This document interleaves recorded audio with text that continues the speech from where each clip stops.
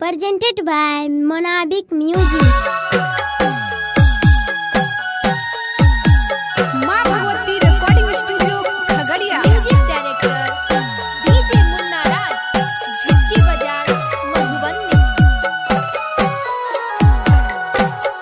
हाँ बड़ा रे जतन से हम खुशी के पटलियै रे, खुशी के पटलियै रे। ओहो खुशी के बंसी लेने जा। हाँ ओहो खुशी के बंसी लेने जा। अरे भैया बड़ा रे जतन माँ से खुशी के पटलियै रे, खुशी के पटलियै रे। ओहो खुशी के बंसी लेने जा। ओहो खुशी के बंसी लेने जा। ओहो खुशी के बंसी लेने जाए।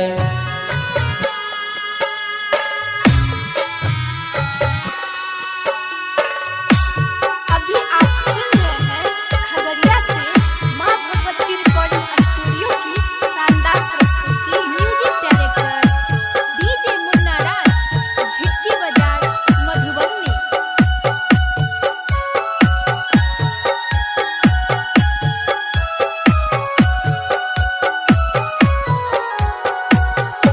हाँ दामी दामी लहंगा सारी किनी के हम देलियै रे, लानी लानी देलियै रे। बंसी सारी पिन्हाई लेने जा। हाँ बंसी सारी पिन्हाई लेने जा।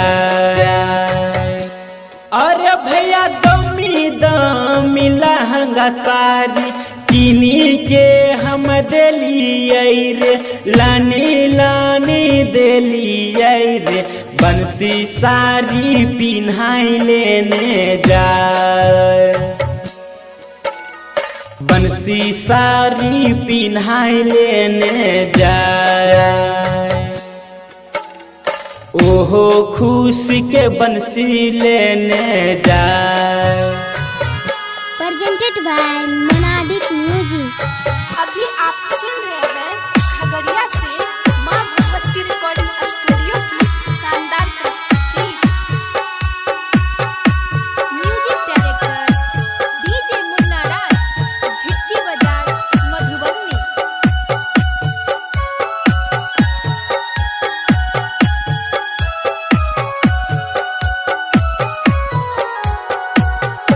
हाँ बेकार भेल करल धरल, छूटी जैते संगतिया हो, छूटी जैते संगतिया हो। ससुर जाई के जैते सब भूला। हाँ ससुर जाई के जैते खुशिया भूला। अरे भैया बेकार भेल करल धरल, बिटुआ पर संता के अलटर सोनू सिंह के। ससुर जाई के जैते सब भूला। हाँ ससुर जाई के जैते सब भूला। ससुर जाई के जैते खुशिया भूला। रिकॉर्डिंग बाय माँ भगवती स्टूडियो खगड़िया।